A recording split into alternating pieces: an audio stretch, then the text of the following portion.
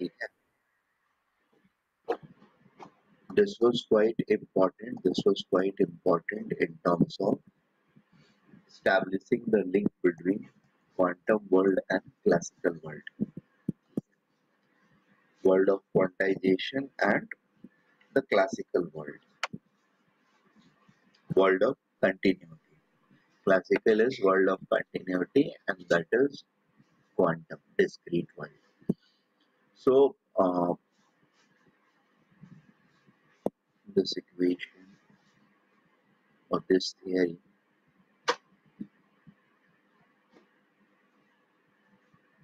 So de Broglie gave the relationship between energy in particle and energy in wave, right? अ, नहीं, इसने कुछ नहीं दिया. इसने दो चीजों को इक्वेट किया, thinking that total energy in both the form should be equal. Energy equation इसने नहीं दिया है. एनर्जी इक्वेशन वेव फॉर्म का प्लैंक ने दिया है. मैटर फॉर्म का we knew half M V square kinetic energy होता है, या टोटल एनर्जी इन मैटर जो है वो एम सी स्क्वायर होगा. ये आइंस्टाइन ने बताया. ठीक है. डी ब्रॉगली ने नहीं बताया है इनमें से दोनों में से कोई इक्वेशन. उसने सिर्फ इक्वेट किया इन दोनों को टोटल एनर्जी को. Am I clear? Yes, sir. So this theory established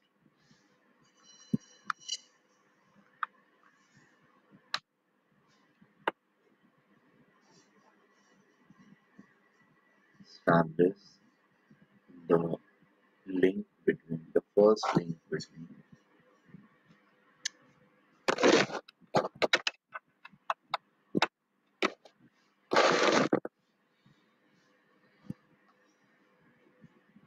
first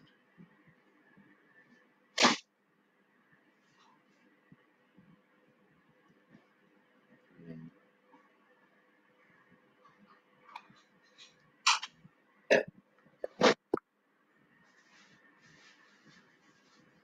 between the quantum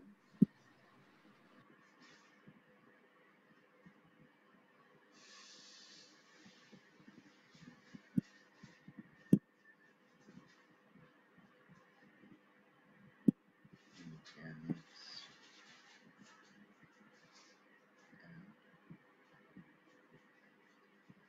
classical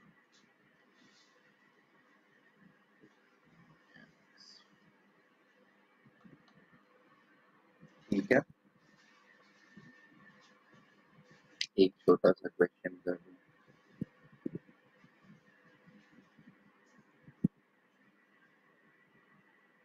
A ball moving with speed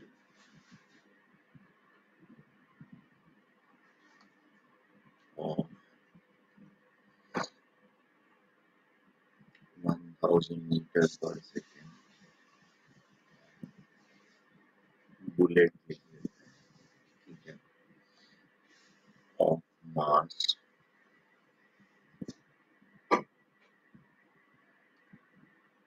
having mass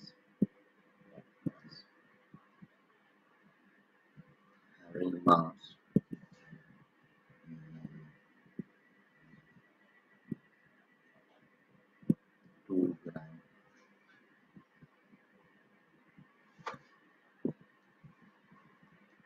will have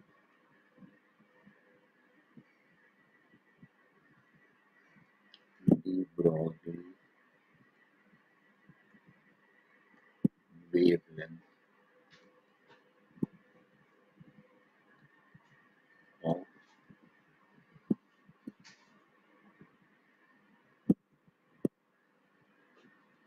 an electron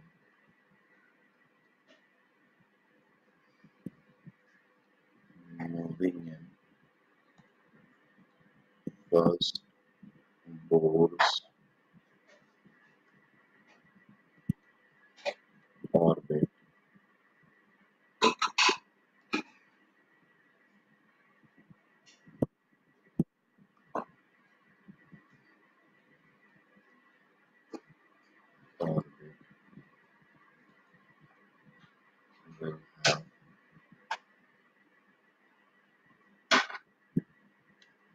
Broadly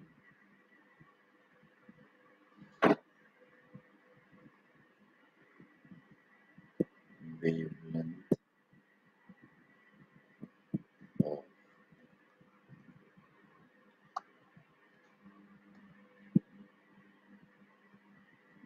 mass of electron कितना होता है? Idea है?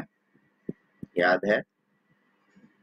हाँ sir, 9.1 into 10 is minus 31. 31 kg. Very good. Speed आप लोग देख लेंगे, ये दोनों क्वेश्चन फटाफट हम लोग करें। खाली सब्स्टिट्यूट राइट, स्पीड है और यहाँ पर मास है 2 grams.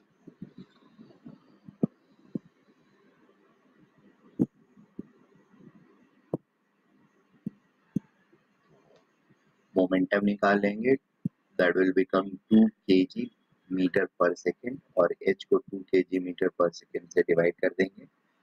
We are going to get this one approximately. यहाँ पर ये वेलोसिटी है इलेक्ट्रॉन का in first force orbit. Mass of electron रहेगा हमें पता है 9.1 into 10 to the power minus 31 kg।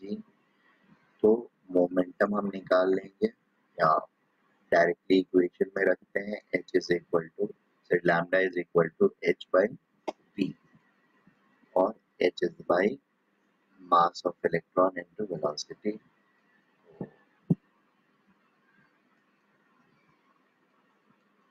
minus 34 divided by 2.18 into 10 to the power 6 into 9.1 into 10 to the power minus 31। इन सबको एक साथ करके लिखेंगे, this will become 10 to the power minus 9। ये और ये को मल्टीप्लाई करेंगे, this is going to be रफली 20।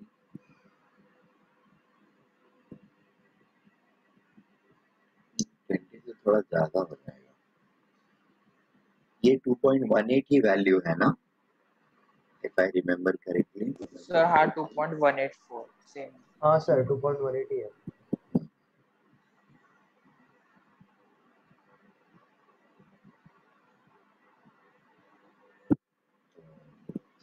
6.626 divided by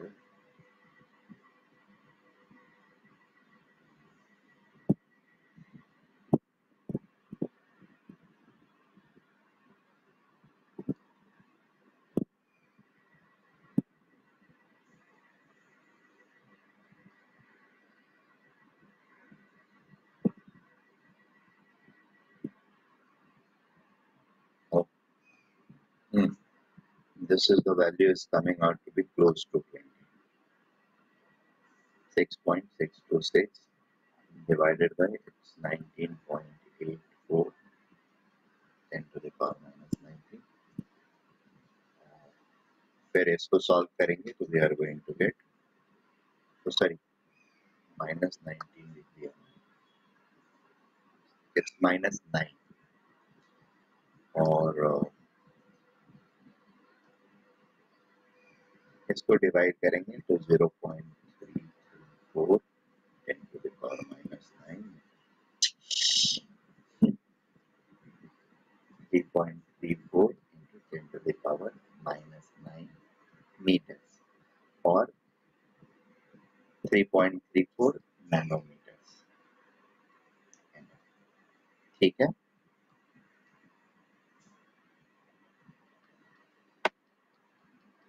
तो एक छोटा सा क्वेश्चन और, तो 0.334 into 10 is to minus 5 minus 10 हो जाएगा यार।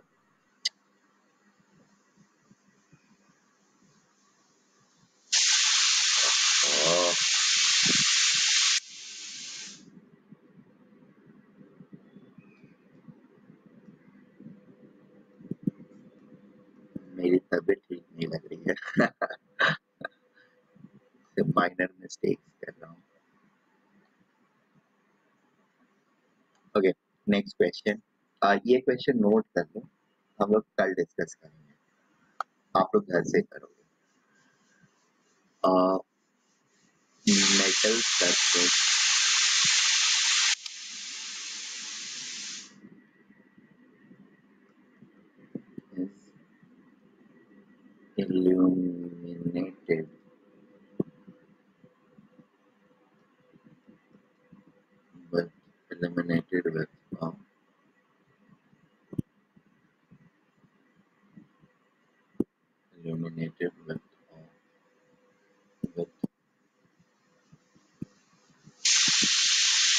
radiation.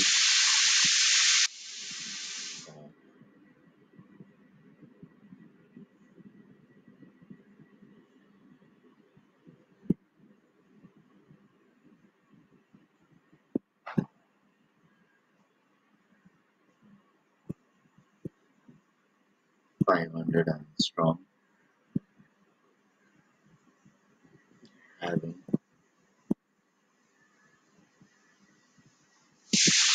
threshold frequency.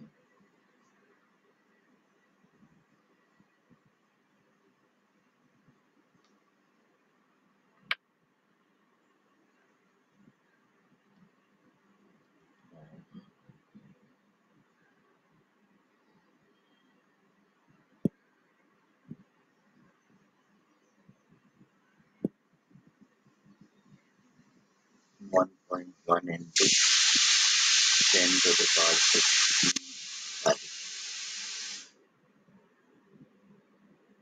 Calculate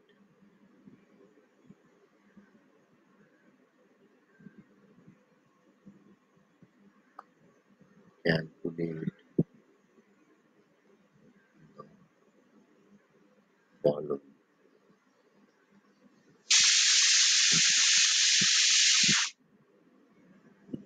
Number one,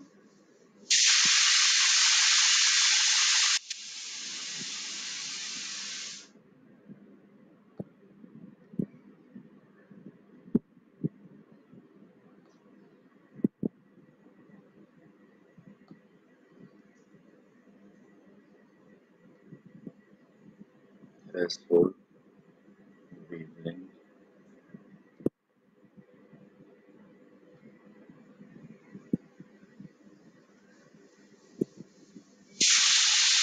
Work constant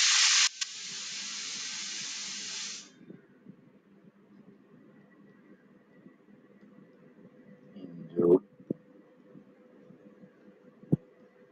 in EV.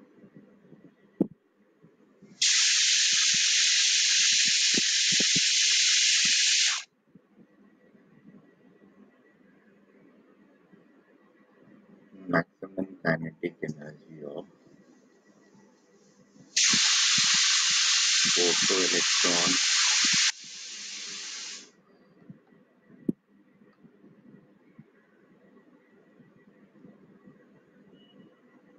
which is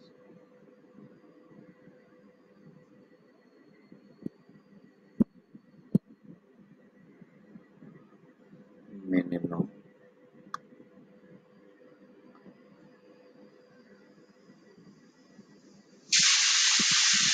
de Broglie wavelength.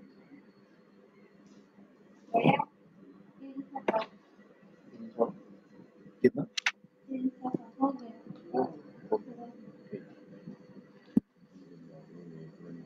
Minimum de Broglie wavelength photo electron.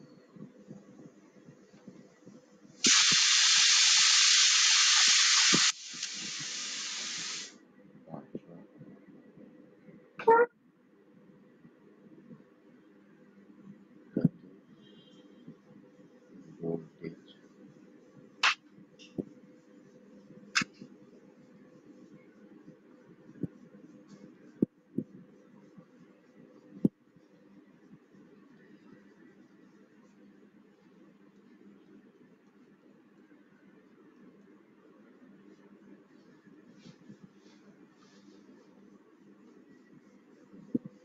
दिख रहा है यूज करो वेव्स के ऊपर में 2-4 मिनट का discussion and then I'll again get back to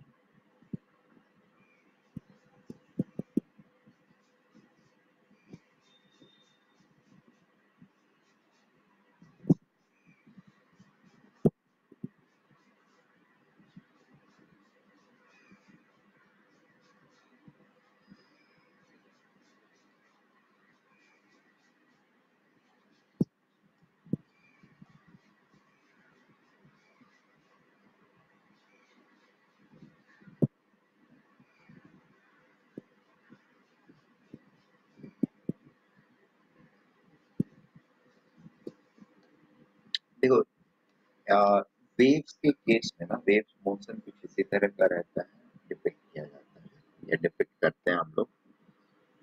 और wave motion से एसोसिएटेड 3 कैरेक्टरिस्टिक चीजें थी, एम्पलीट्यूड था, उनका स्पीड था, ठीक है, एम्पलीट्यूड एंड देन उनका स्पीड, ठीक है। और एक चीज और होती है जो एक्चुअली अभी तक बताया नहीं था मैंने, और मतलब स्पीड के अलावा एक्सेलरेशन भी एक चीज होती है। और जब किसी भी दो पार्टिकल या दो पोजीशंस ऑन सेम वेव तीनों चीजें मैच करने लगे, दैट इज एम्पलीट्यूड बोल रहा हूँ, डिस्प्लेसमेंट, दिस इज डिस्प्लेसमेंट, ये एम्पलीट्यूड है, maximum displacement is amplitude. So displacement from mean line, ठीक है, तो डिस्प्लेसमेंट हम बोलते हैं इसी चीज को, मीन लाइन से जो सेपरेशन होता है। Wave velocity,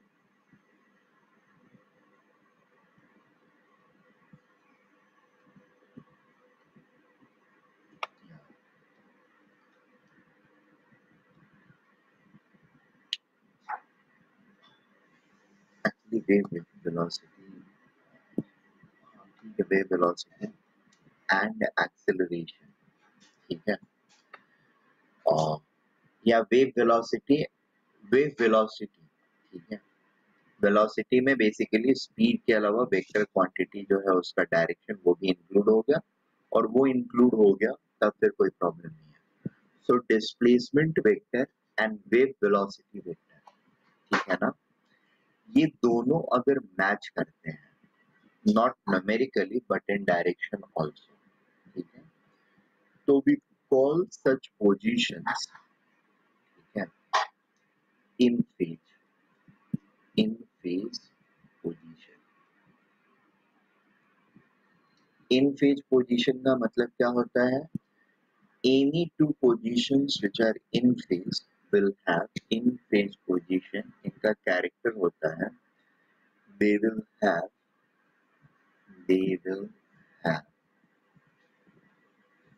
same energy। So for any two, uh, I mean, of positions or any two particles performing wave motion, ठीक है, or displaying wave motion, if the displacement vector and velocity vector are same,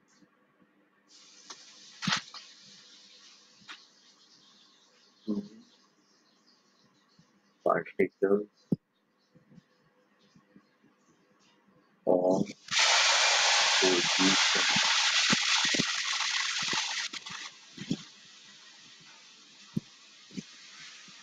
and wave motion, two particles of position having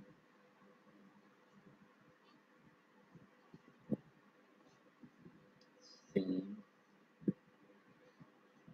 displacement vector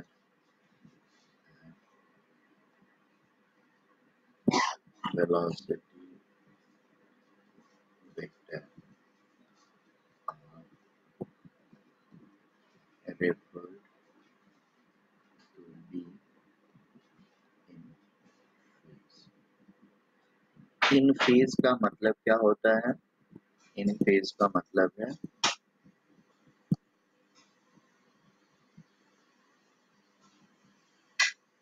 they will have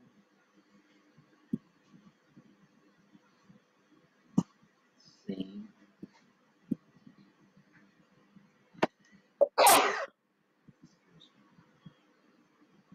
energy and momentum as well, ठीक है, मतलब time pattern पे सिर्फ हम या time scale पर सिर्फ हम मूव कर रहे हैं एनर्जी के टर्म्स में या फिर मोमेंटम के टर्म्स में we are retaining all the essential properties. ठीक है, अब देखिए यहाँ पर जो है अगर एक लाइन ड्रॉ करते हैं सिंपली, ये सारे पोजीशंस में क्या है, हमारा डिस्प्लेसमेंट वेक्टर जो है वो सेम है नियरली। ठीक है,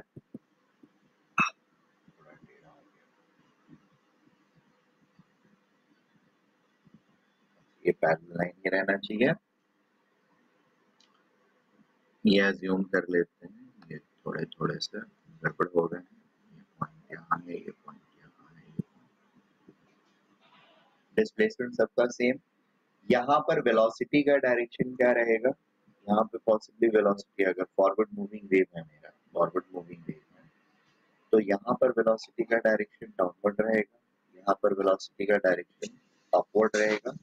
मैग्नीट्यूड सेम रहेगा बट डायरेक्शन डिफरेंट रहेगा। सो ये दोनों पोजीशंस क्या है, they are not in phase. ठीक है, या ये पोजीशन और कोई भी पोजीशन अगर हम लोग देखें तो they are not in phase except this position और एक्सेप्ट प्रोबेबली दिस पोजीशन। यहाँ पर फिर से कैसा होगा, मोमेंटम या वेलोसिटी का डायरेक्शन और मैग्नीट्यूड और प्लस डिस्प्लेसमेंट का डायरेक्शन और मैग्नीट्यूड सारी चीजें मैच कर रही हैं। ठीक है, तो ये दो पॉइंट्स जो होंगे ये क्या होंगे, इन फेज पॉइंट्स। Making sense. और पार्टिकल अगर यहाँ से यहाँ आता है, ठीक है ना, तो उसके एनर्जी फॉर्म्स में कोई चेंजेस नहीं होगा। It will be as good as it was here as it will be here. ठीक है, सिमिलरली इस पोजीशन पर जो उसके पास सारी कैरेक्टर प्रॉपर्टीज रहेंगी वही इस पोजीशन पर रहेंगे। Are we getting this point? और जो यहाँ पर कैरेक्टर रहेगा वही कैरेक्टर इन पॉइंट्स पे भी रहेगा, blue mark points. Making sense? Character रहने का मतलब एनर्जी से मेरा मेजरली और ये है। बाकी जो कैरेक्टर्स हैं there are others also, like interference करने की एबिलिटी या किसी दूसरे वेव के साथ इंटरेक्शन की एबिलिटी, वो यहाँ पर जिस तरह का रहेगा यहाँ पर और यहाँ पर एग्जैक्टली सेम रहेगा, यहाँ पर और यहाँ पर सेम रहेगा। या ये पॉइंट्स के ऊपर देखें तो ये पॉइंट्स के ऊपर सेम रहेगा। ठीक है, ये बात समझ में आ रही है हम लोगों को? दैट मीन्स कि अगर हम लोग वेव्स पे लैम्डा सेपरेशन पे काम कर रहे हैं, ठीक है, वेव्स के दो और ये जो कि लैम्डा डिस्टेंस से सेपरेटेड है उन पे अगर काम कर रहे हैं तो उन दो पोजीशंस के बीच में there will be no distinction except पहला, may be X coordinate the distance coordinate और may be the time coordinate. ये डिस्टिंक्शन हो सकता है बट अदरवाइज किसी भी और फॉर्मेट का डिस्टिंक्शन नहीं होगा। Am I making sense? ये वेव का कैरेक्टर होता है, ये वेव्स का कैरेक्टर होता है। ठीक है, सर तो वो स्टॉपिंग पोटेंशियल और उसका रिलेशन क्या है? किसका? ओ सर मुझे लगा वो स्टॉपिंग पोटेंशियल आपने हेडिंग दिया था। पागल है, ये कट ऑफ सर वोल्टेज को स्टॉपिंग पोटेंशियल बोलते हैं।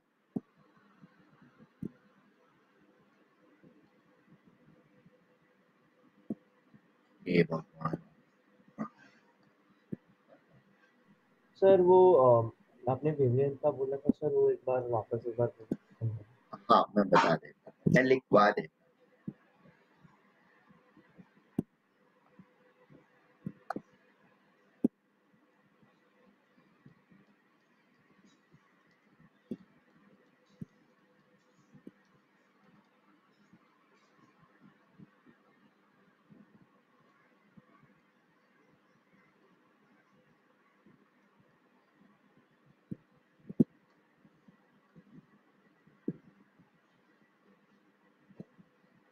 ये दोनों एक साथ हैं।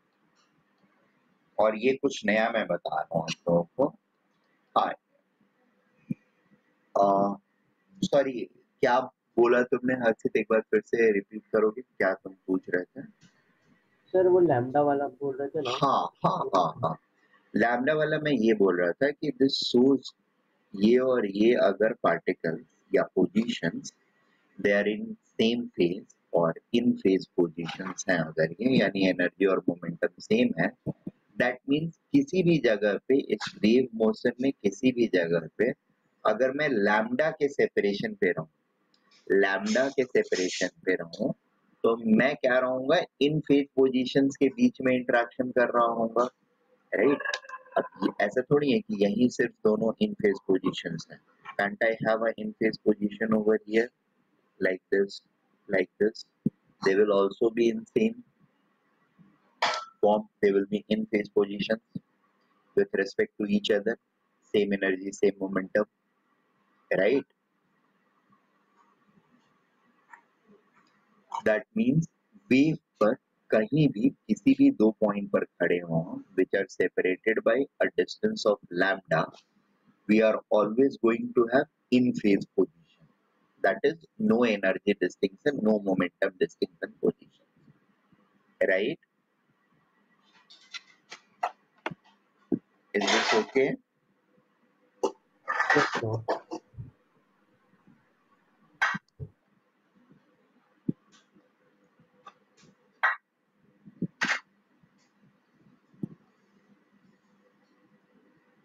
The separation, the minimum separation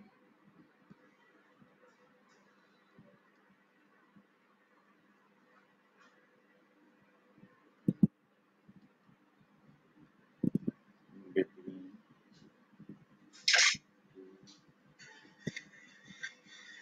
in phase positions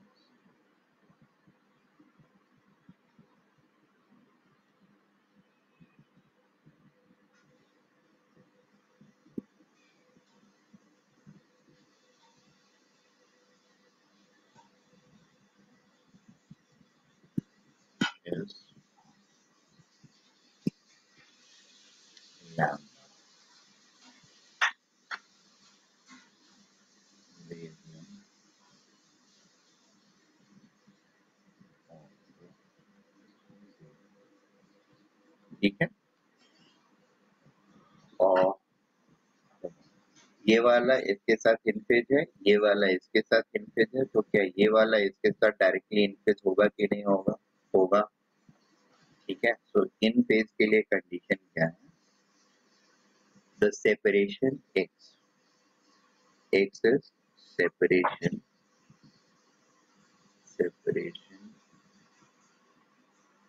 between two positions, ठीक है? That should be equal to how much? n lambda, where n is an integer or whole number, where n is an or whole number.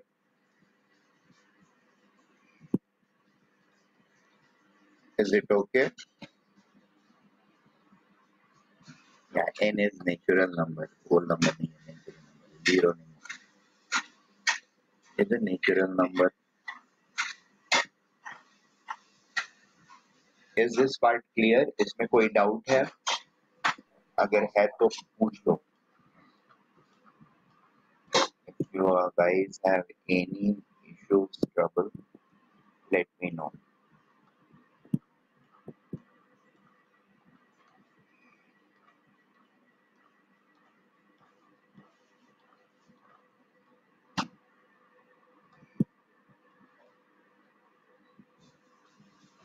Sir sir वो diagram यहाँ पे ये x है, नहीं sir, जो doubt है। ये डायग्राम हाँ सर उसमें ब्लू वाला पॉइंट और ग्रीन वाले पॉइंट पे सेम मोमेंटम और सेम एनर्जी नहीं होगा? ब्लू वाले They are पॉइंट equal. और ग्रीन वाले पॉइंट पे, हाँ, या ब्लू और येलो पूछ रहे हो? ब्लू और ग्रीन। नहीं, ब्लू और ग्रीन पे क्यों होगा सेम मोमेंटम और same energy? Until and unless quantity wise same हो सकता है, मोमेंटम तो बिल्कुल सेम नहीं होगा क्योंकि डायरेक्शन भी आएगा। ठीक है, मैग्नीट्यूड ऑफ मोमेंटम फिर भी सेम हो सकता है अगर ये वाला डिस्टेंस और ये वाला डिस्टेंस बराबर हो गया तो। ठीक है, मैग्नीट्यूड सेम हो सकता है, डायरेक्शन बिल्कुल सेम नहीं रहे। और डिस्प्लेसमेंट वेक्टर भी तो डिफर करेगा ना। मान लो ये मैग्नीट्यूड ऑफ डिस्प्लेसमेंट सेम रहता है तो मैग्नीट्यूड ऑफ हमारा ये क्या बोलते हैं एनर्जी, और शायद हाँ वेव का डायरेक्शन वगैरह बोल रहे हो तो हाँ ठीक है, चलो वेव का डायरेक्शन और वेव का वेव वेलोसिटी वेक्टर सेम रहेगा, लेकिन डिस्प्लेसमेंट वेक्टर जो रहेगा वो सेम नहीं रहेगा ना। और ये दोनों साइमल्टेनियसली सेम होंगे, displacement vector and velocity vector, wave velocity vector. ठीक है, तो फिर हम उसको इन फेज बोलते हैं। Making sense?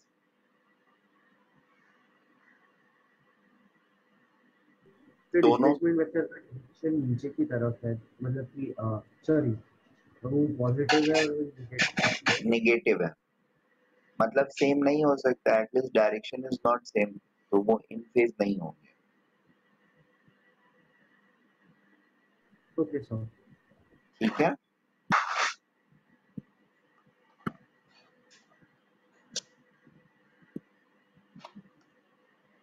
अब बोर ने ये, सॉरी डी ब्रॉगली ने फिर ये बोला कि मान लो फर्स्ट ऑर्बिट या nth ऑर्बिट में बोर के मॉडल में इलेक्ट्रॉन जो है वो दौड़ रहा है। ठीक है, तो दौड़ रहा है तो वो मोशन में है, और मोशन में है इसका मतलब क्या हुआ कि उसके पास कुछ डी ब्रॉगली वेवलेंथ रहेगा, जो फर्स्ट ऑर्बिट के लिए आपने कैलकुलेट किया अभी थोड़ी देर पहले, राइट? वैसे ही सेकेंड ऑर्बिट वाले इलेक्ट्रॉन के लिए, थर्ड ऑर्बिट वाले और बाकी सारे इलेक्ट्रॉन्स के लिए कुछ डी ब्रॉगली वेवलेंथ रहेगा, रहेगा तो रहेगा। Next thing is what? Next thing is अगर वे ये इलेक्ट्रॉन मूव कर रहा है, it has it has momentum, तो उसके करस्पॉन्डिंग एक डी ब्रॉगली वेवलेंथ आएगा, और वो डी ब्रॉगली वेवलेंथ कुछ इस तरीके से दिखता रहेगा। ठीक है, और वो डी ब्रॉगली वेवलेंथ अगर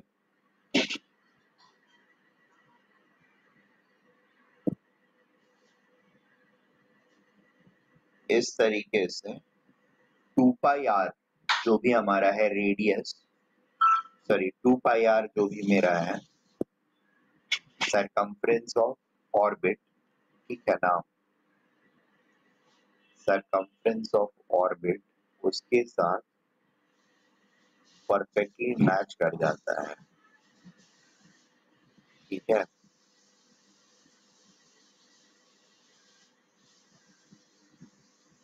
are you getting this point? ये मेरे वेव्स हैं, और वेव्स का कंप्लीट नंबर मतलब एक किसी नंबर n से मल्टीप्लाई करते हैं। यहाँ से मान लो वेव चालू हुआ है तो ये एक वेव हो गया अप टू दिस पोजीशन, यहाँ से चालू हुआ है मान लो यहाँ से, तो यहाँ से यहाँ तक एक वेव हुआ, यहाँ से यहाँ दूसरा वेव हुआ, ये तीसरा वेव हुआ, ये चौथा वेव हुआ, पांचवा वेव हुआ और छठा वेव हुआ।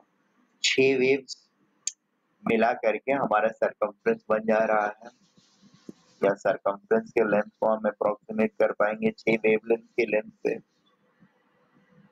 Is it okay? Where this orbit is maybe nth orbit, तो हमारा सरकमफ्रेंस क्या हो जाएगा? Circumference will be equal to circumference will be equal to 2 pi rn, right? circumference of n orbit is equal to 2 pi r n. ठीक है, momentum of electron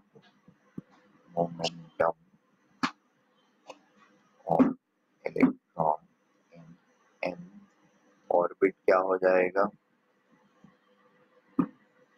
me into vn, where vn is velocity of electron in nth orbit. ठीक है, ये अगर momentum है मेरा, तो go to next page, ये नोट कर लो।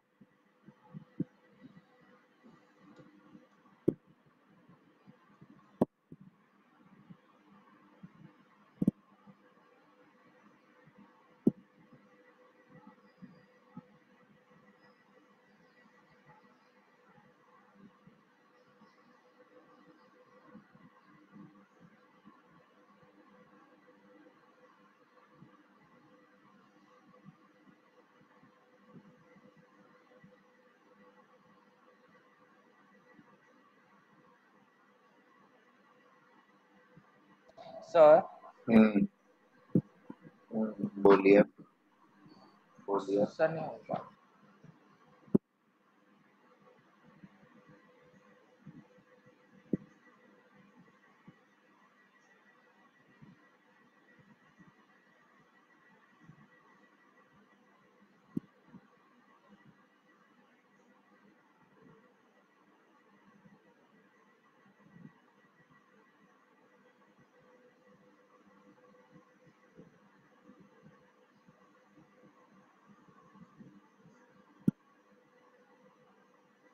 नोट कर लिया? सर कर रहा हूँ।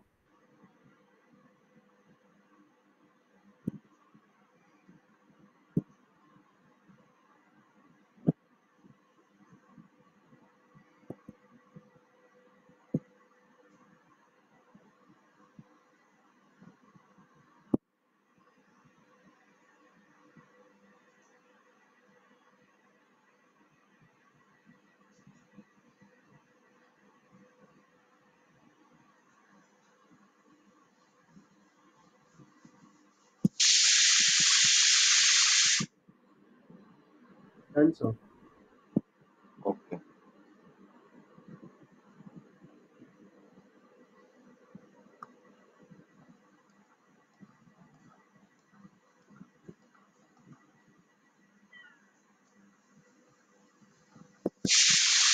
सर वो जो येलो मार्क था हाँ वो क्या था? एक सेकंड देख लो, मुझे देखने दो किस तरह से मार्क किया। कहाँ पर? यहाँ पर येलो मार्क, या ये येलो मार्क? हाँ सर, हाँ ये yellow mark, this is just to indicate कितने वेव्स हैं यहाँ पर, आपको काउंट कराने के लिए। हाँ सर आपने रैंडमली 6 वेव्स लिए थे ना? हाँ, इसीलिए तो जनरल इक्वेशन में यहाँ पर n n ले रहा हूँ। ठीक है, एक सेकंड।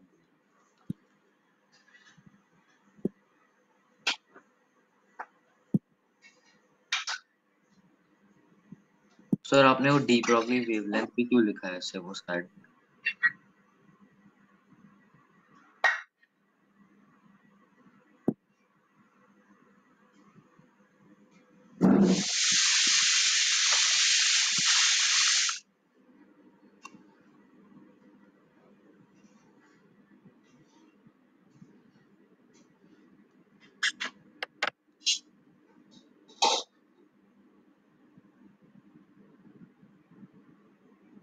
हाँ, momentum of, okay, so de Broglie wavelength क्या हो जाएगा? If therefore lambda d Broglie plus lambda d Broglie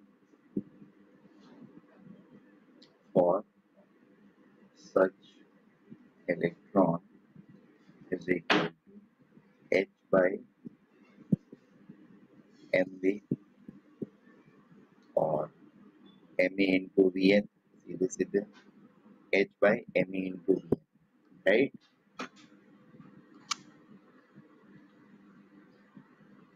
This will be probably third equation. अब क्या है next चीज कि for an electron behaving as matter wave, ठीक है, must have its orbiting circumference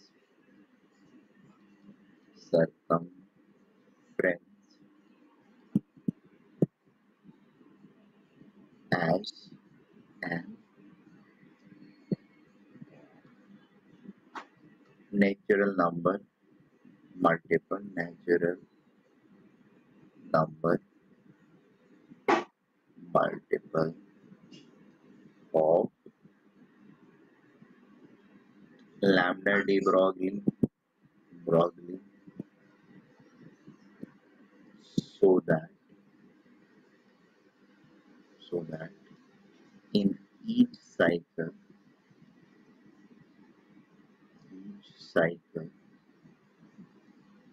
there is no loss or gain of energy for the moving electron, ठीक है। थोड़ा सा फ्लैशबैक है, यहाँ पर अगर मैं ये बोल रहा हूँ कि इन दोनों पोजीशंस का एनर्जी एग्जैक्टली सेम है, इसका मतलब ऑब्वियसली ये है कि अगर इससे पहले मेरा इलेक्ट्रॉन होता, अगर यहाँ पे होता या फिर यहाँ पर आ जाए, तो एनर्जी इस पोजीशन और इस पोजीशन की एनर्जी क्या होगी, डिफरेंट होगी। इन दोनों की भी एनर्जी डिफरेंट होगी, इसकी और इसकी भी एनर्जी डिफरेंस होगी, राइट। ये बात समझ में आई?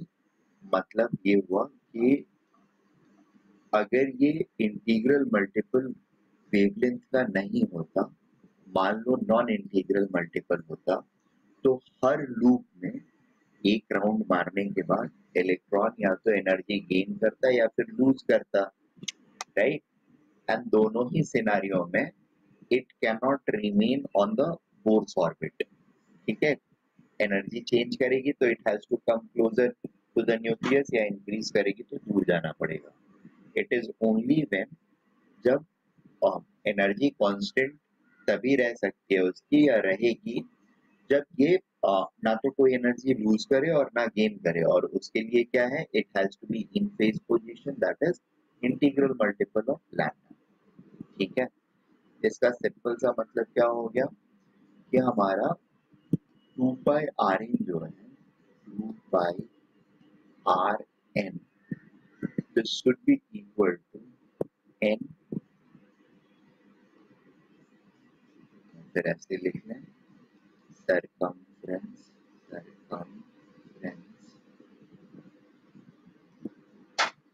of the orbiting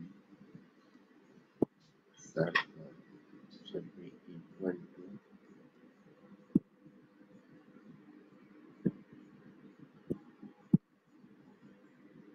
natural number multiplied by lambda d Broglie.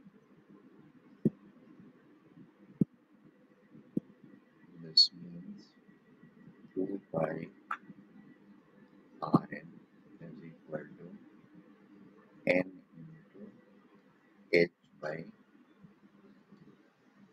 mev me into Vn. Is this okay? ये बात समझ में आ रही है ना?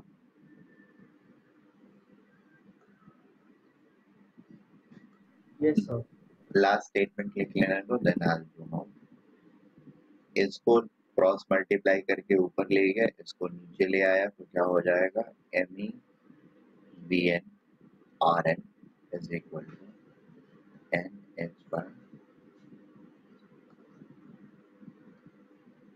NH by 2 pi।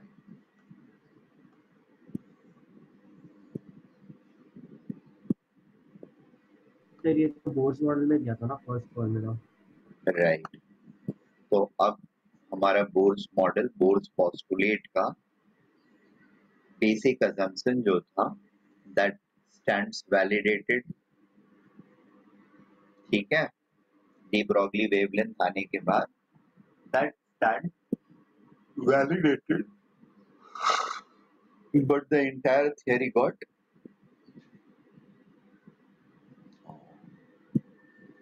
pushed to the brink. Postulate was got validated but the theory itself was shelved.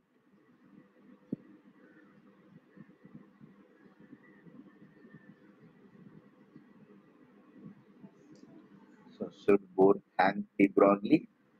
Should he curse him?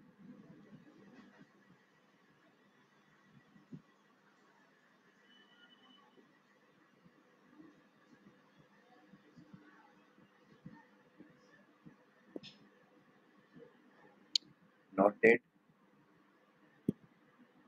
So noting.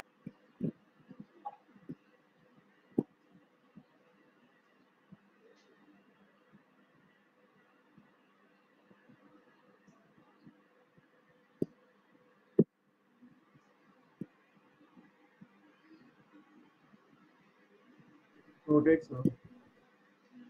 यहाँ पर ये n हर बार क्या होगा, नेचुरल नंबर। हाँ, बट ये नेचुरल नंबर और भी कुछ स्पेसिफिक इंडिकेशन देगा क्या हम लोगों को, n is ऑर्बिट का number, right, n is the orbit number, ठीक है। सो डी ब्रॉगली वेवलेंथ अगर कोई भी हमसे ये पूछता है कि इन फोर्थ ऑर्बिट कितने डी ब्रॉगलीज वेवलेंथ मीट करेगा, orbiting electron in the Bohr's model, ठीक है। बोर्स मॉडल में फोर्थ ऑर्बिट का electron, orbiting electron, how many, ये मतलब कितने वेव्स उसके सरकमफ्रेंस के बराबर होंगे, ठीक है। It is always going to be 4, जो वेव नंबर, सॉरी, जितने जो भी ऑर्बिट में रहेगा उतने वेव नंबर्स, बेसिकली उसके 2 पाई आर को ये करने में, मतलब उतने नेचुरल नंबर मल्टीप्लायर चाहिए होंगे हमको वेव नंबर के, वेव ये के वेवलेंथ के, राइट। फर्स्ट ऑर्बिट में है तो एक wavelength will be equal to 2 pi R N, second orbit में है तो 2 lambda will be equal to 2 pi R N, third में है तो 3, फोर्थ में है तो 4, फिफ्थ में है तो 5, 6 में है तो 6 waves will be equal to, or 6 wavelengths will be equal to 2 pi r n. Is it okay?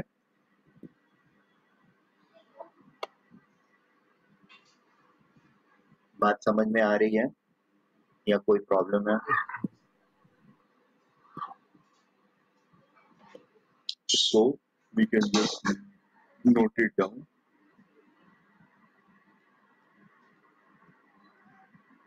Any orbit moving electron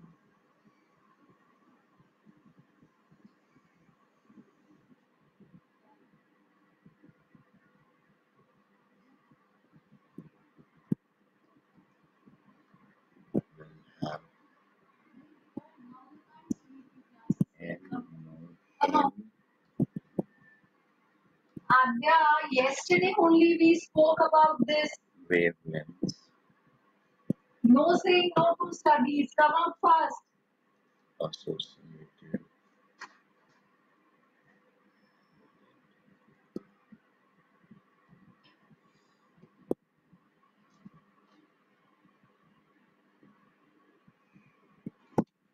Adya, I want you here in like 2 minutes. फिर तुम्हारा शुरू हुआ सुबह सुबह।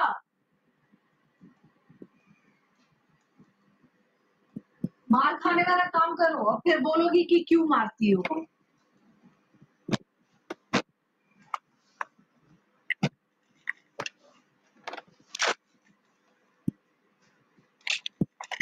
ये तो रूम का विंडो बंद है क्या? रेन आ रही है।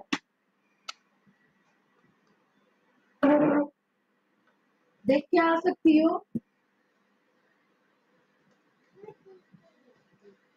Is this okay? मेरा फोन किया।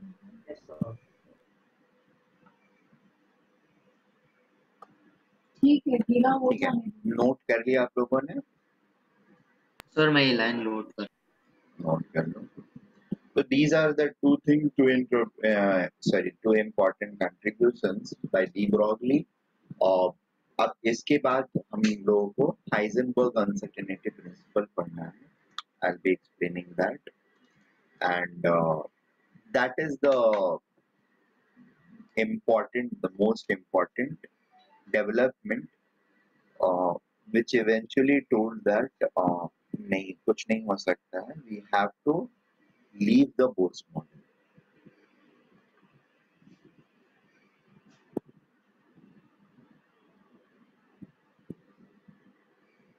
और जब लीव करना था बोर्स मॉडल को तो कैसे फिर डील करना है उसके लिए आइडियाज प्रपोज किया de Broglie explanation. De Broglie wave matter duality जो थी उसने हमें रास्ता दिखाया कि okay now we have to probably deal electrons as a wave rather than matter. आज मेरा बच्चा बिल्कुल नहीं है।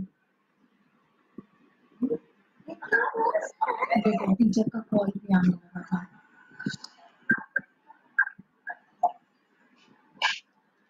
सब देखो कितना हैप्पी हैप्पी आता है क्लास में। आप क्या नेक्स्ट थिंग इज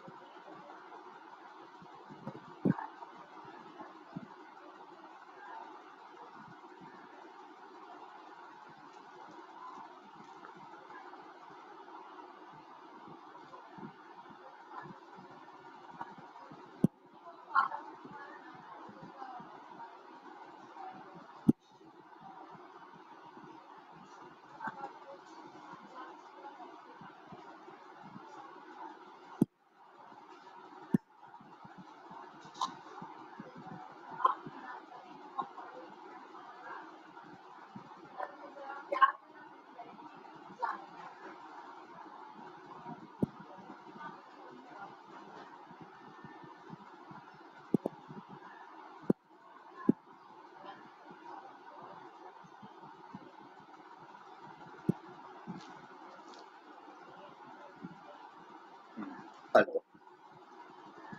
देखो हाइजेनबर्ग अनसर्टेनिटी प्रिंसिपल का आइडिया क्या है कि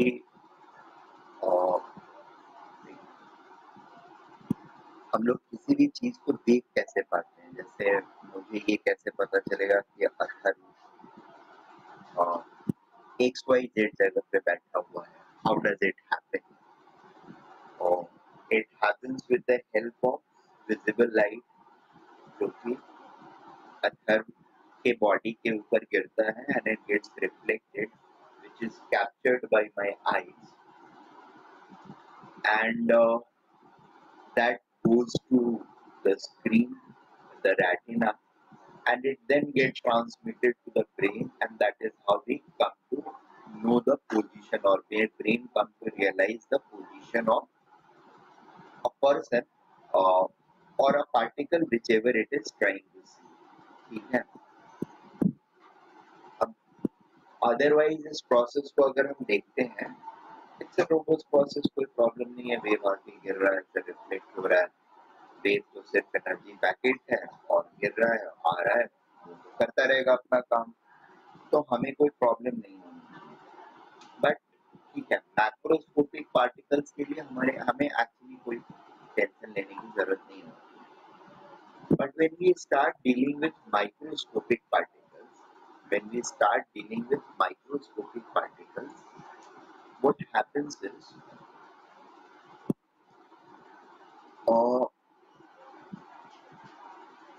वेव मैटर ड्यूअलिटी के बाद हमको ये भी पता चलने लगा कि वेव्स जो है, जो भी वेव्स है जिनका जो भी लैम्डा है, ठीक है, उसके करस्पॉन्डिंग उनका कुछ मोमेंटम भी हो सकता है या होता है, ठीक है।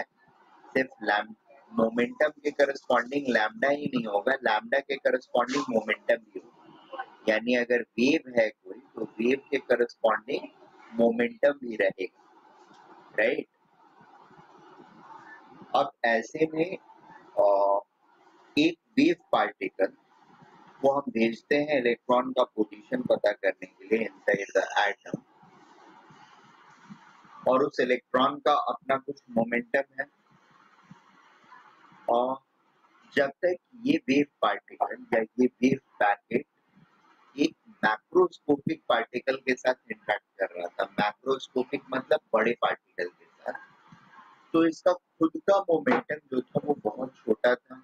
जैसे विजिबल लाइट की अगर हम बात करते हैं तो विजिबल लाइट 300 से 700 300 नैनोमीटर भी अगर लेते हैं हाईएस्ट एनर्जी वाला, तो इसका मोमेंटम कितना रहेगा, h by lambda will be p, that implies 6.6 into 10 to the power minus 34 divided by 300 into 10 to the power minus 9 minus 27 minus 25 और minus 27 हो जाएगा, 2.2 into 10 to the power minus 27 metre हो जाएगा, sorry kg metre per second हो जाएगा, kg metre per second, ठीक है। तो एक विजिबल वेव का मोमेंटम कितना हो गया, इतना हो गया। और अब देखो इलेक्ट्रॉन जो मूव कर रहा है बोर्स ऑर्बिट में, इलेक्ट्रॉन जो मूव कर रहा है बोर्स ऑर्बिट में, उसका मोमेंटम कितना है, तो me into vn, me was 9.1 into 10 to the power minus 31 into 2.18 into 10 to the power 6, ठीक है। This happens to be 19 into 10 to the power minus 25, ठीक है, या 20 into 10 to the power minus 25 या 2 into 10 to the power minus 24 kg metre per second, ठीक है। इन दोनों के बीच में अभी भी डिफरेंस तो है बट बहुत ज्यादा डिफरेंस नहीं है, ठीक है। जैसे अगर नॉर्मल पार्टिकल्स वगैरह की बात करते हैं में 1 ग्राम 2 ग्राम या 100 ग्राम के पार्टिकल के ऊपर सिर्फ ये मोमेंटम के साथ वेव आकर के कोलाइड करेगा तो उसके ऊपर कोई इम्पैक्ट नहीं, उसके ऊपर मतलब ये पार्टिकल जो है हमारा, इसके ऊपर कोई इम्पैक्ट क्रिएट नहीं करेगा, ठीक है। लेकिन एक अगर बहुत छोटा पार्टिकल है जिसका मास बहुत कम है और उसका मोमेंटम भी बहुत कम है, मतलब ऑलमोस्ट सेम रेंज का है, ऑलमोस्ट सेम रेंज डिफरेंस है बट ठीक है प्रॉक्सिमिटी में है, बहुत ज्यादा डिफरेंस है ऐसा नहीं है, वाकई डिफरेंट है ऐसा नहीं है, ठीक है। तो this momentum will start interfering और changing the dynamics of this particle, ठीक है। अब ये कैसे हम लोग को पता चलेगा, कंजर्वेशन ऑफ मोमेंटम जैसी चीजें हम लोगों ने थोड़ी सी पढ़ी होगी 9th या 10th में, is it right, have we done it, Yes, sir. Okay. Let us do a problem, एक छोटा सा प्रॉब्लम। सर ये जो मोमेंटम है नहीं इसके फर्स्ट बाद ऑर्बिट पहला रुक जाओ अपने क्वेश्चन को अभी दिमाग में रखो अपने, will come back to it, just do this question. I can understand कुछ कुछ क्वेरीज रहेंगी आप लोग की, बट दिस क्वेश्चन इज, ये जो हम लोग कर रहे हैं ना question, this will help to address the problem which you might, I mean, which might be cropping up in your mind, ठीक है। और carrom strike,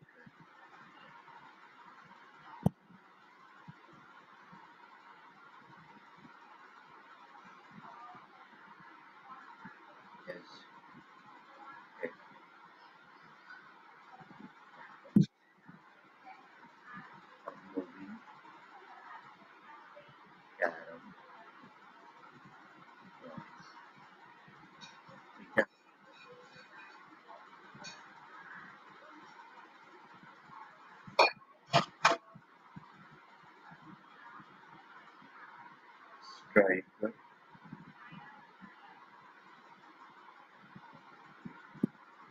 mass and velocity. Mass, for example, 50 grams. Velocity is equal to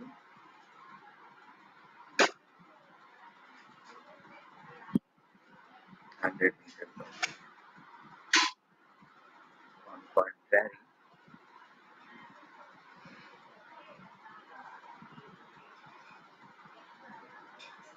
coin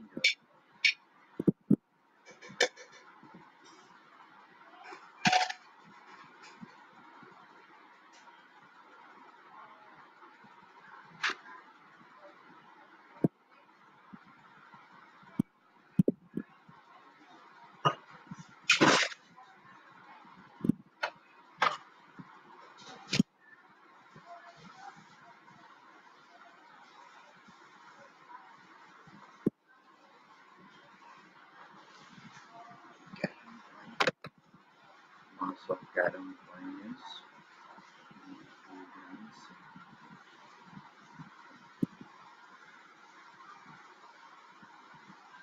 And the initial velocity was maybe 10 meter per second.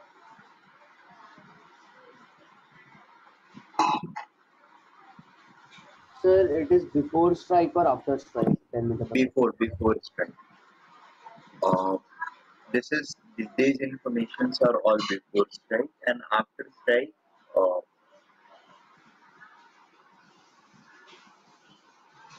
अभी मैं देता हूँ sir क्या क्या हुआ.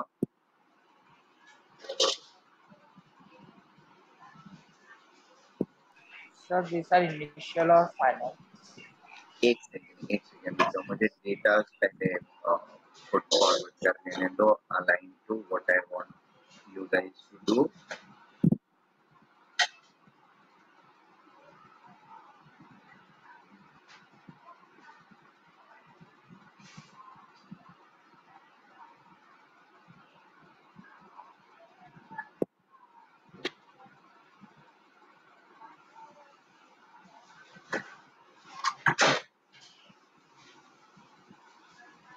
अच्छा छोड़ो, ये एक्चुअली फिजिकल कैलकुलेशन करने से ज्यादा अच्छा एग्जांपल मेरे पास आ गया. और स्ट्राइकर एंड कैरम टाइम, ठीक है. The thing is very simple. हम लोग स्ट्राइकर से कैरम बोर्ड के क्वाइन को हिट करते हैं, ठीक है. स्ट्राइकर से कैरम बोर्ड के क्वाइन को हिट करते हैं तो कैरम बोर्ड का क्वाइन मूव करता है, राइट. जिस डायरेक्शन में उसको मूव करना है वो मूव कर जाएगा. इसी स्ट्राइकर को आई मीन सिंपली अगर हम हिट करके छोड़ देते हैं बोर्ड के ऊपर, बोर्ड के बॉल्स के साथ वो स्ट्राइक करते रहता है, बार बार स्ट्राइक करके रिफ्लेक्ट होते रहता है, ठीक है. बोर्ड के अंदर में किसी भी तरह का प्रॉब्लम क्रिएट नहीं करता है, वो बोर्ड को मोशन में नहीं ला पाता है. नो मैटर कितना तेज हम उसको हिट करें, it is unable to create any motion in this board, ठीक है. जबकि ये क्वाइन जो है उसके अंदर वो मोमेंटम क्रिएट कर देता है. ये बात समझ में आ रही है. Same was the analogy used by Heisenberg to put forward his theory, ठीक है.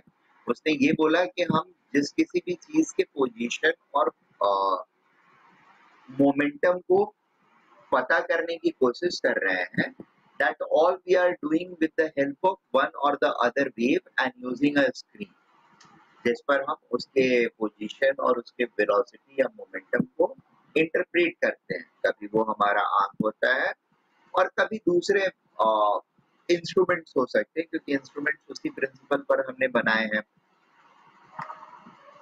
और इन केस ऐसा हो या ऐसा होता है कि जो रेडिएशन आ रहे हैं, ठीक है, उनका मोमेंटम हमारे पार्टिकल के मोमेंटम के आसपास जब पहुंचने लगेगा, ठीक है ना, पार्टिकल के मोमेंटम के आसपास जब पहुंचने लगेगा तो इनकमिंग रेडिएशन जिसको कि हमने भेजा है उनके पोजीशन और मोमेंटम को पता करने के लिए they will start interfering with the position and the momentum of the particle. ठीक है, पार्टिकल के पास अपना कुछ पोजीशन और मोमेंटम है, ये जा करके उसको स्ट्राइक करेगा और स्ट्राइक करके रिबाउंड होकर के हमें इंफॉर्मेशन ला करके देगा कि अच्छा इसका पोजीशन ये है और इसका मोमेंटम ये है। But the moment the collision happens the radiation interacts with the particle, ठीक है, about which we were making the inquiry. The interaction between the two will lead to modification in the characteristic, or I mean position characteristic or the momentum characteristic of that particle. ये बात समझ में आ रही है हम लोगों को? मेरा बोलने का सिंपल सा पॉइंट ये है कि अगर बड़े पार्टिकल्स के ऊपर हम रेडिएशंस डाल रहे हैं छोटे मोमेंटम वाला, तो ये सिंपली जा करके रिबाउंड करके चला आ रहा है without changing anything in the position और momentum of the macroscopic particle.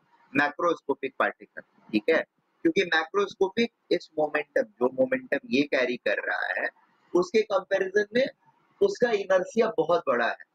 ठीक है, इनर्शिया बहुत बड़ा है, मास बहुत ज्यादा है, इसकी वजह से ये कुछ भी, या वो अगर मूव भी कर रहा है तो उसका खुद का मोमेंटम इतना ज्यादा है कि ये छोटे मोमेंटम वाली कोई चीज उसको किसी भी तरीके से इम्पैक्ट नहीं कर पाती है।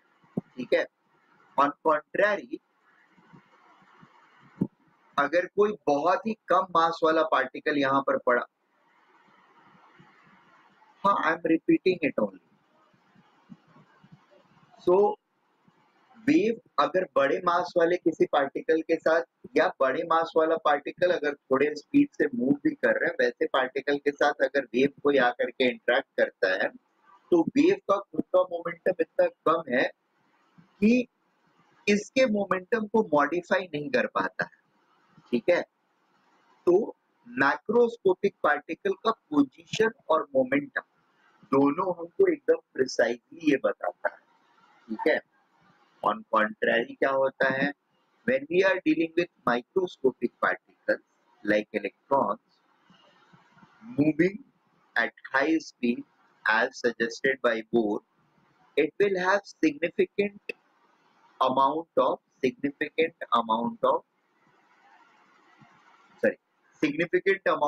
momentum, and this it will have some momentum, and this will be almost matching, or it will be in the range of momentum of the radiations which we are trying to send in order to identify the position of the electron.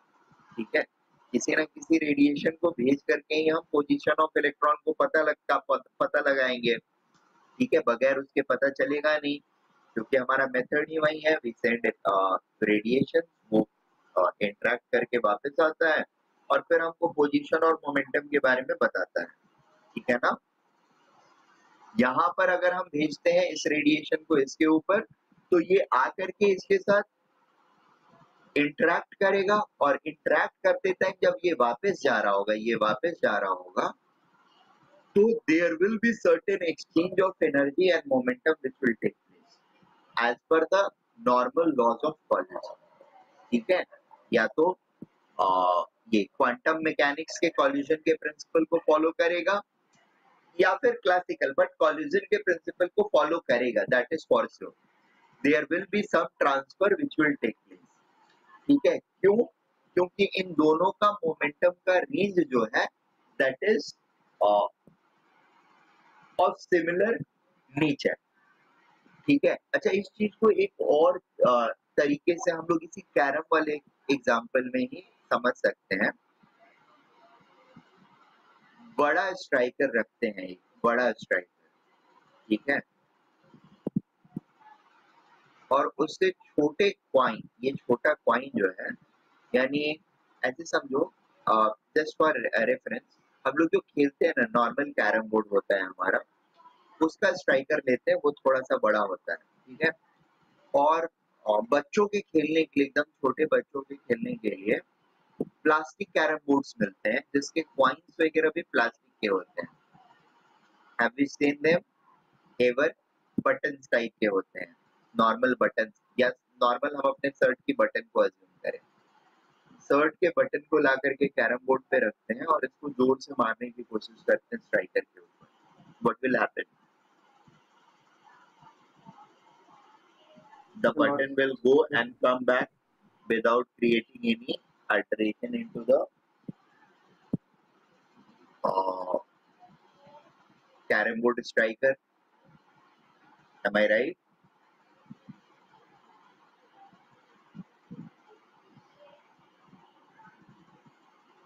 ये button को अगर हम push करेंगे striker की तरफ, will it be able to create any trouble for the striker? No. Yes or no? No, sir. नहीं करेगा ना, चाहे कितना भी जोर से मारेंगे फर्क नहीं पड़ेगा, ठीक है। ये क्वाइन को अगर मारेंगे तो इसका वाला क्वाइन जो है, जो जिस कैरम बोर्ड का स्ट्राइकर है, उसी कैरम बोर्ड के क्वाइन को अगर हम मारते हैं स्ट्राइकर के ऊपर, will something happen to the striker?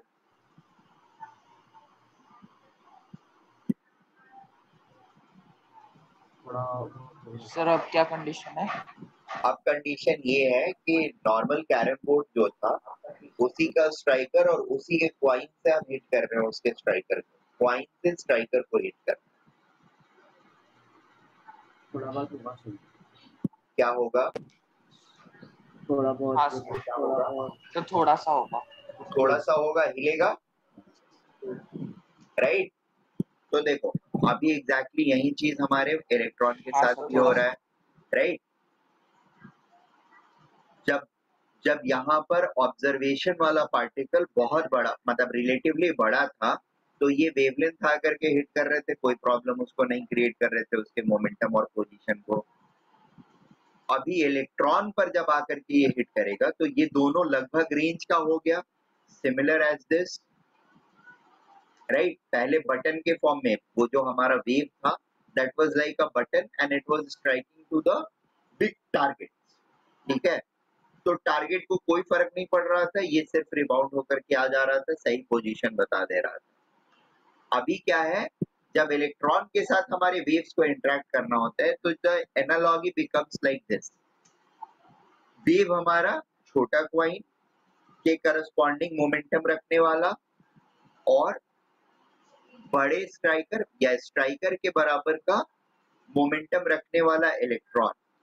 इस बार क्या है, the difference is not very high, ठीक है, the difference is not very high, therefore when this will strike with the electron, it will create some alteration into the properties of electron as well. उसका थोड़ा सा momentum change कर देगा या फिर उसके पोजीशन को हिला डुला देगा, ठीक है। तो अनसर्टेनिटी प्रिंसिपल में बेसिकली हाइजेनबर्ग ने यही बोला है कि if we are talking about microscopic particle, ठीक है, then their position or subatomic particle, then their position and momentum, ठीक है। और उसको बाद में जनरलाइज भी किया है वो सारे यूनिवर्स के लिए कि the position of a particle and its momentum cannot be precisely or accurately calculated, ठीक है। First statement is this. और फिर उसने एक लिमिट भी डाला है। लिमिट क्या डाला है? The limit of the error with which we can calculate the momentum और the position of a particle, उसकी लिमिट भी उसने बताई, ठीक है। तो he said two things in his principle. What?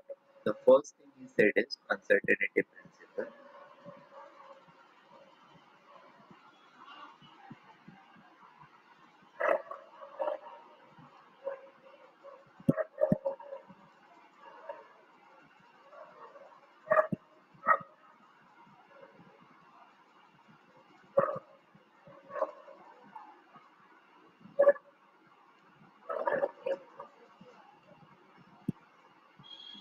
principle.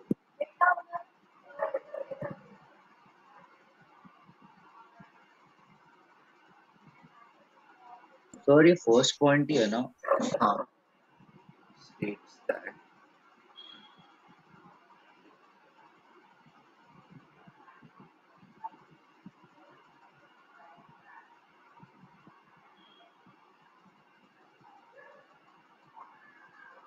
it is impossible to accurately find position and momentum of any subatomic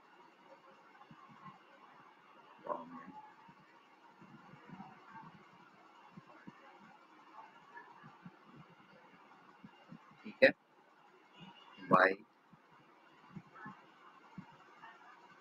as these particles moving and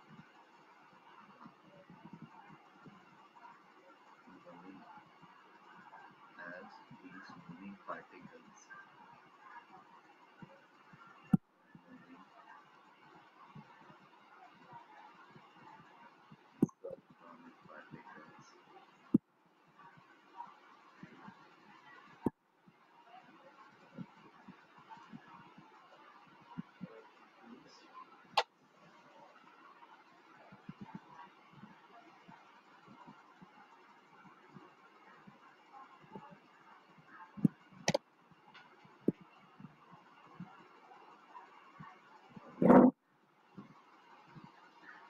moving subatomic particles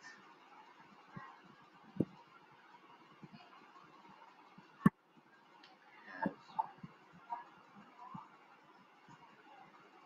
momentum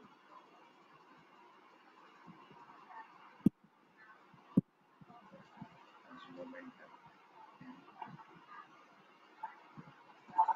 to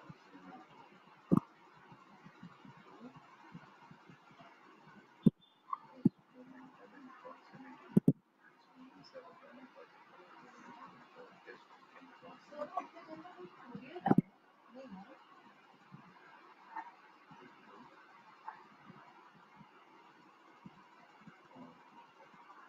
momentum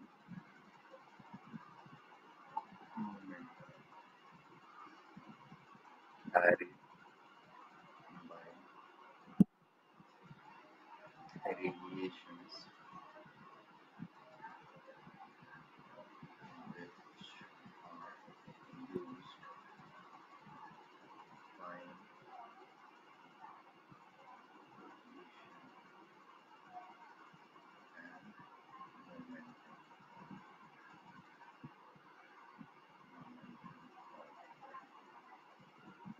of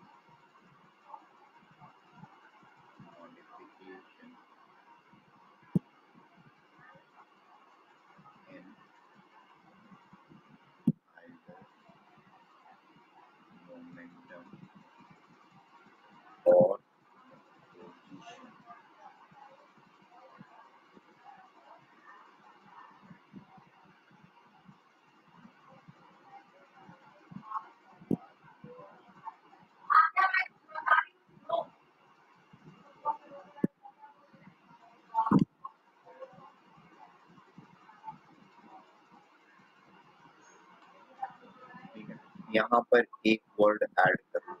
I have just missed. That's a very crucial word. Principle states that it is impossible to accurately find position and momentum of any subatomic particle simultaneously.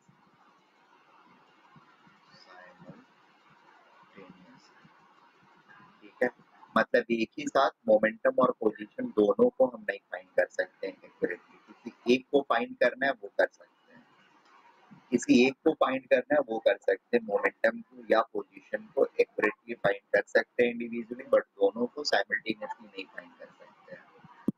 ठीक है. Bohr's model में क्या हो रहा था?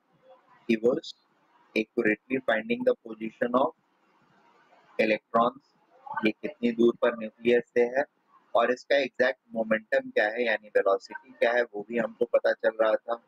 nth orbit में velocity क्या है, एक्यूरेट वेलोसिटी और एक्यूरेट पोजीशन, ये दोनों चीजें हमको पता चल रही थी विद 100% कॉन्फिडेंस. ठीक है. हाइजेनबर्ग का बोलना था ये पॉसिबल ही नहीं है, थ्योरेटिकली पॉसिबल नहीं है, एक्सपेरिमेंटली आप कर नहीं सकते हो. थ्योरेटिकली पॉसिबल नहीं है तो एक्सपेरिमेंटली तो कर ही नहीं सकते हो आप. You can not design an experiment. ठीक है.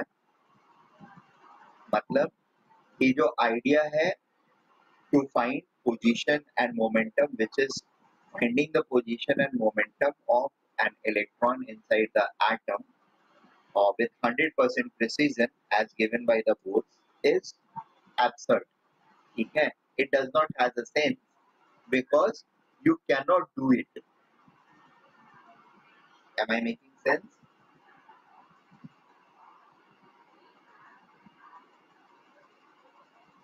Hello. Hello. Yes, sir.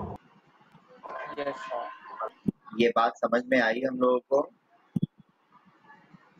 और ये नोट कर लिया. सर हो गया ना? और ये नोट कर लिया. Okay. हाँ sir. The second point in sir this नहीं हुआ सर, थोड़ा बाकी हो. नोट करते रहो. सर जो आप डेट्स देते हो सर वो मेमोराइज करते हैं मतलब? नहीं नहीं नहीं नहीं, बिल्कुल नहीं. मेमोराइज करने के लिए वो नहीं है. ये ईयर्स जो है ना,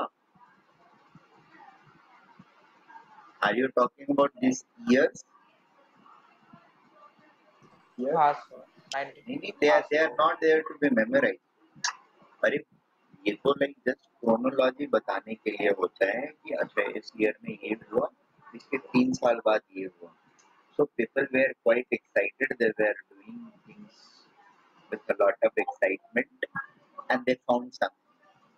So just we are just chronology की okay, इतने सालों तक कुछ नहीं हो पाया and then suddenly this happens to change the course of incident or course of thought process. Just in order to highlight those things वो दिया हुआ है, बाकी वो कोई significance उसका नहीं है, मतलब you don't need to remember.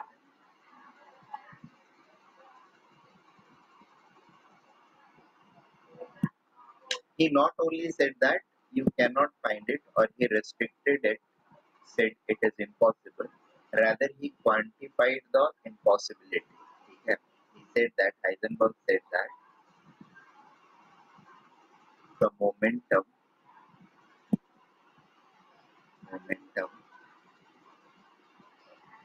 and position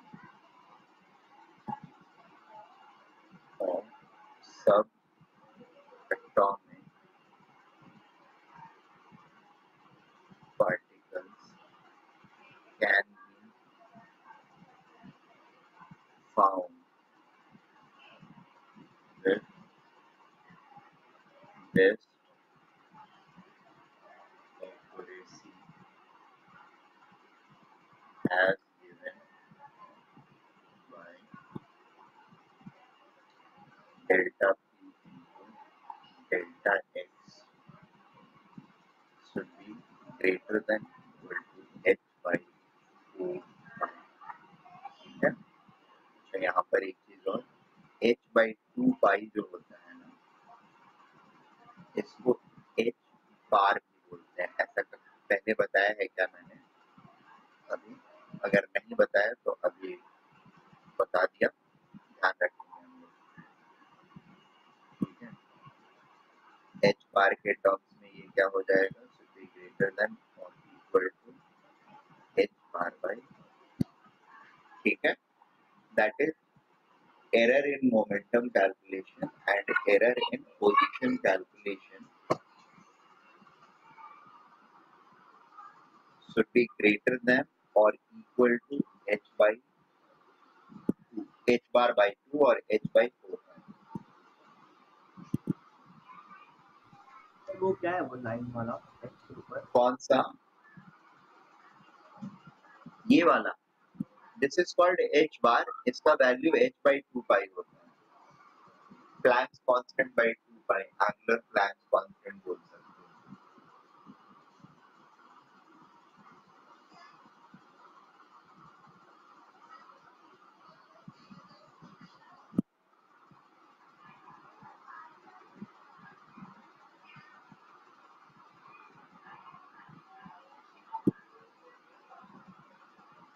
Noted. अच्छा, इसमें ये नोमेनक्लेचर डेल्टा पी क्या है? एरर इन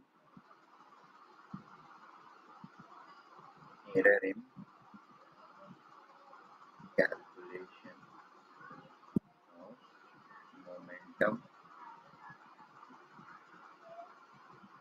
और डेल्टा एक्स क्या है? Error in calculation of position.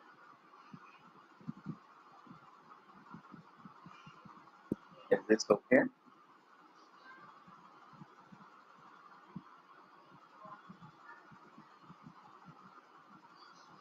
This equation को we can modify it as per our needs and we can translate it into 2-3 different forms.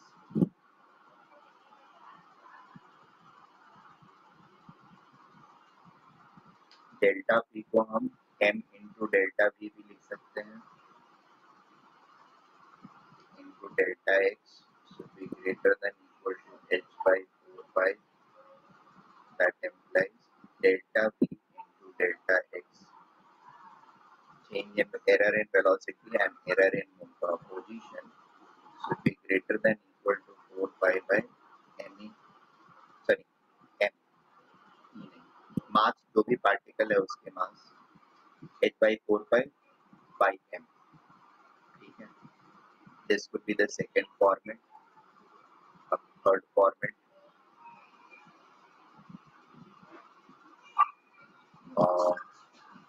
The third format is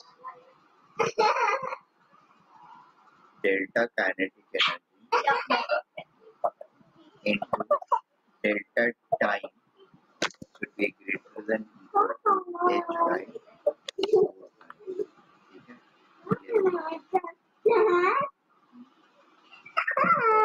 Second format and then third format. This is the second format of the equation and this is the third format of the equation. ठीक है. ये कैसे आता है? Simple सी चीज होती है.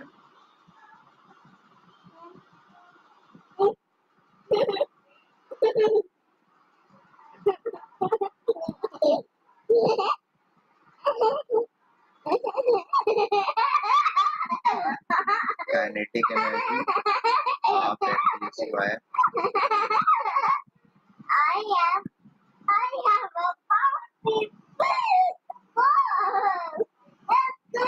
momentum की जो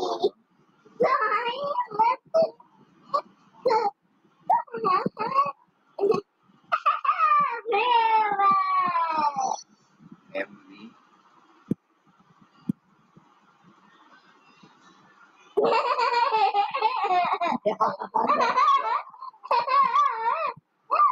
नहीं, कुछ नहीं, इसके बाद कुछ लिखना ही नहीं. ये वाला ये एक्सप्रेशन नोट किए हो ना. एरर इन मोमेंटम क्या होगा? That will be product of mass into error in velocity. Error in momentum is nothing but mass into error in velocity. This is delta p. नहीं सर, इसके ऊपर इसके ऊपर तो यही वाली चीज लिखी है। Are you talking about this? Yeah sir. Okay.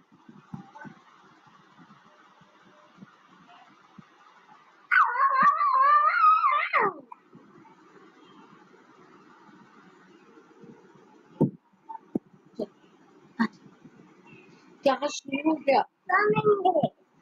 Okay. Kinetic energy का ये इक्वेशन है ना, K is equal to half mv²। दोनों साइड को अगर मैं x के रेस्पेक्ट में डिफरेंशिएट करता हूँ तो क्या होगा? चलो dk चलो बात करते हैं क्लास का। dx will be equal to चलो नीचे तो 1 mv into dv into dx।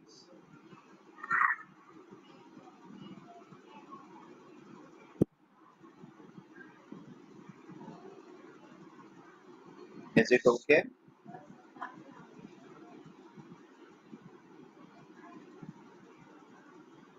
Sir वो एच पे आपने ऐसा वो क्रॉस क्या मारा है? अरे ये मैंने बताया अभी कि this is called as h bar. ठीक है। और रिड्यूस्ड प्लैंक कांस्टेंट। रिड्यूस्ड ये बताया नहीं था, अभी फिर से बता रहा हूँ, इसलिए एक टाइम पे सारे वर्ड्स आते नहीं। रिड्यूस्ड प्लैंक कांस्टेंट, ठीक है। h बार या रिड्यूस्ड प्लैंक कांस्टेंट या एंगुलर प्लैंक कांस्टेंट, ये तीन वर्ड्स हम लोग इसके लिए यूज करते हैं।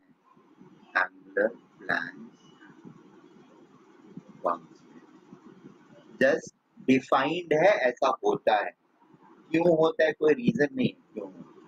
बोर्स मॉडल में h/2 बार बार लिखना था, उसको h/2 ना लिख करके nh बार लिख दिया हमने। There is no reason for it.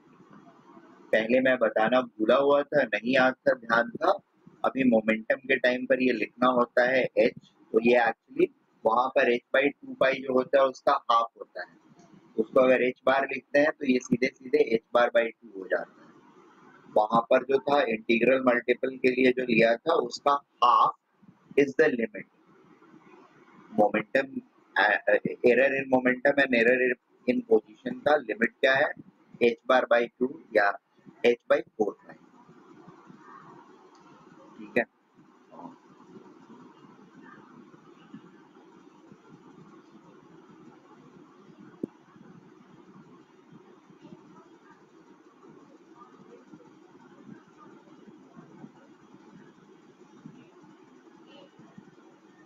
फिर इसको थोड़ा सा अल्टर करते हैं हम लोग। What alterations? dx को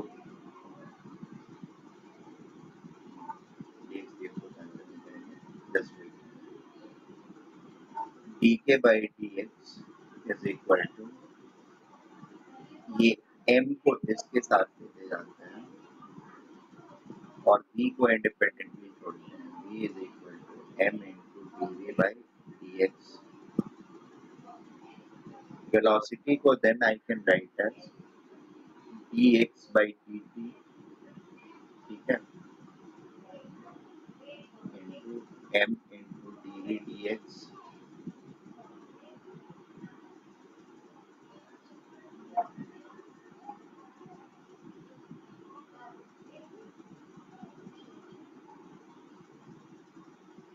ये dx कैंसिल हो सर सकता है, हाँ बोलिए ना। सर ये वाले स्टेप में क्या किया अभी? कहाँ पे? ये जो अभी आप लिख रहे हो ये क्या कर रहा हूँ? सर, जो अभी लिखा आपको सर, नहीं मतलब ये वाले स्टेप में क्या किया इसके बाद वाले स्टेप में? यहाँ से यहाँ आया तो कुछ नहीं। वेलोसिटी क्या हाँ होती सर, है? dx by dt, displacement and time का डिफरेंशिएशन, हाँ ओके वही देखना है। ठीक है। और उसके बाद कुछ नहीं किया है, सिर्फ ये किया कि ये dx जो है इस dx को इस dx से कैंसिल कर दिया। सर यहाँ पर dt रहेगा।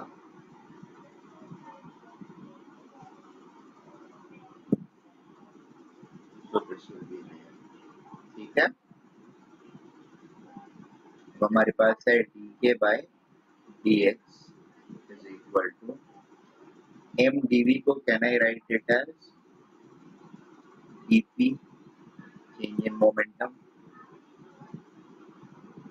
and dt will remain as it is.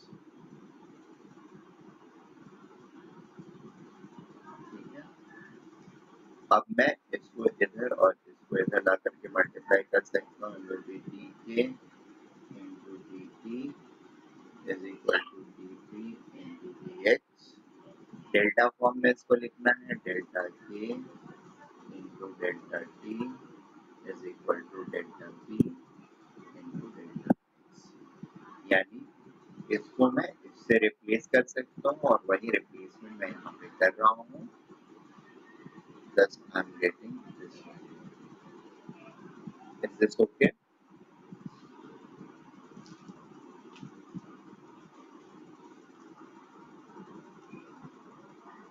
Now, so that you guys can note it down. पूरा स्क्रीन में दिख रहा है, सारी चीजें दिख रही हैं एक ही स्क्रीन में. हाँ सर. Okay.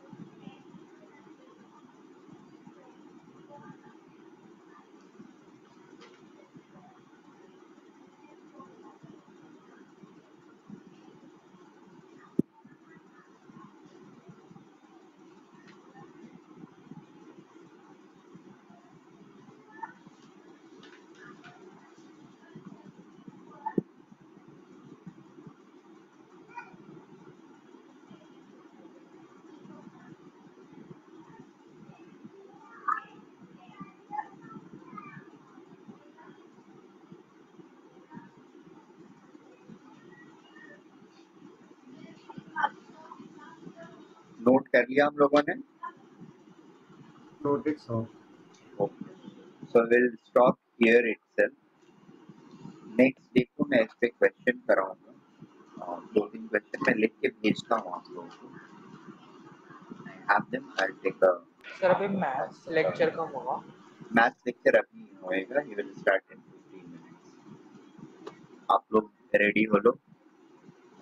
मे बी मैं उनको 10 मिनट के लिए और डिले करा देता हूँ. बोल दूंगा 10 मिनट के लिए. सर हाँ बोलो.